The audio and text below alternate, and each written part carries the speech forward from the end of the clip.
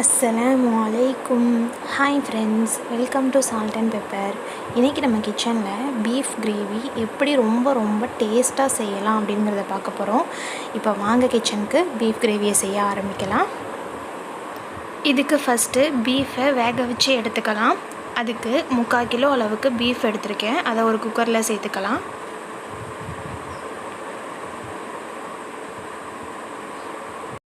ரெண்டு பெரிய வெங்காயத்தை சின்னதாக கட் பண்ணி சேர்த்துக்கோங்க.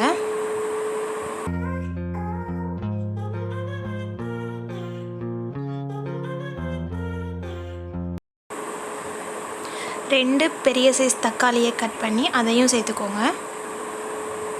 Years in this lane, there's no stopping this flame, cause I came to the game and I changed it to play how I.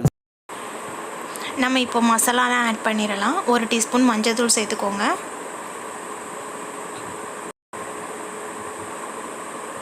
1 teaspoon மிளகாய் தூள், 1 teaspoon garam masala, தேவையான அளவு உப்பு,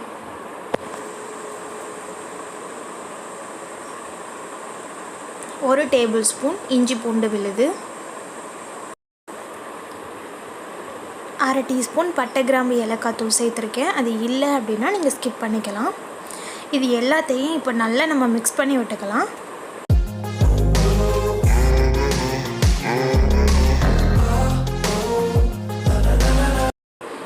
அரை டம்ளர் அளவு தண்ணி ஊற்றி குக்கரை மூடி ஒரு 5 விசில் வரைக்கும் வேக வச்சு எடுத்துக்கலாம்.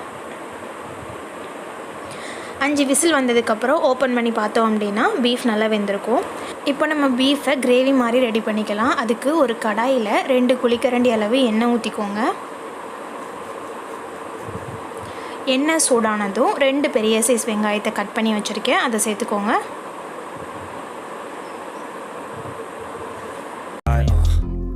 I work hard each and every day. I get lost in the words I say. வெங்காயம் லைட்டாக வதங்கினதுக்கப்புறம் கொஞ்சமாக கருவேப்பிலை சேர்த்துக்கோங்க. On the things I make, I turn flaws into flawless. வெங்காயம் போட்டு ஒரு 5 நிமிஷம் ஆனதுக்கப்புறம் 1 டேபிள் ஸ்பூன் அளவு இஞ்சி பூண்டு சேர்த்துக்கோங்க.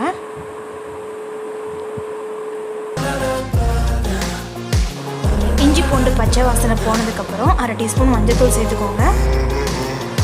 1 டீஸ்பூன் மிளகாய் தூள் சேர்த்துக்கோங்க. 1 டீஸ்பூன் மல்லித்தூள் சேர்த்துக்கோங்க. 1 டீஸ்பூன் கரம் மசாலா சேர்த்துக்கோங்க. 1/2 டீஸ்பூன் பட்டை கிராம்பு ஏலக்காய் தூள். முன்னாடியே சொன்ன மாதிரி அது இல்லைன்னா நீங்கள் ஸ்கிப் பண்ணிக்கலாம். இப்போது இது எல்லாத்தையும் நல்லா மிக்ஸ் பண்ணிக்கோங்க.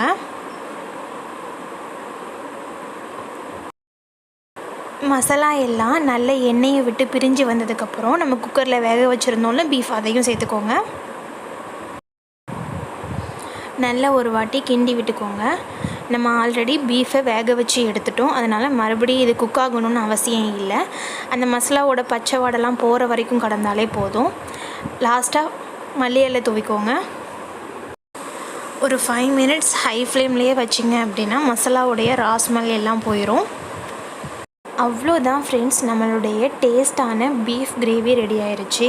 கண்டிப்பாக இந்த மாதிரி ஒரு டைம் ட்ரை பண்ணி வீட்டில் இருக்கிறவங்களுக்கு கொடுத்து பாருங்கள். திரும்பி இதே மாதிரியே செஞ்சு கேட்பாங்க. செஞ்சு பார்த்துட்டு எப்படி இருந்துச்சுன்னு கமெண்ட் செக்ஷனில் கமெண்ட் பண்ணுங்கள். லைக் பண்ணுங்கள், ஷேர் பண்ணுங்கள், சப்ஸ்கிரைப் பண்ண மறந்துடாதீங்க. பெல் ஐக்கானையும் கிளிக் பண்ணிக்கோங்க. அஸ்ஸலாமு அலைக்கும்.